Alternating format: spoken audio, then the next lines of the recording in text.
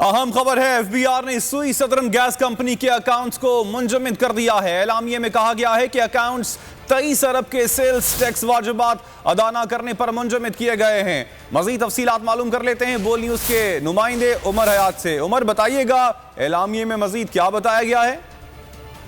जी Kamran, FBR ने सुई southern gas company के जो है वो बैंक अकाउंट मुंजमद कर दिए हैं और सुई सदरन गैस कंपनी के अकाउंट जो है वो 23 अरब के सेल्स टैक्स वाजिबात अदा न करने पर मुंजमद किए गए हैं।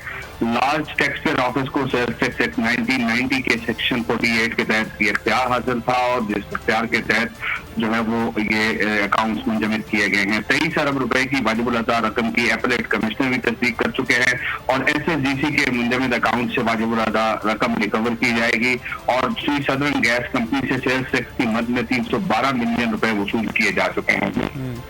उमर, आपने अपडेट किया, आपका शुक्रिया।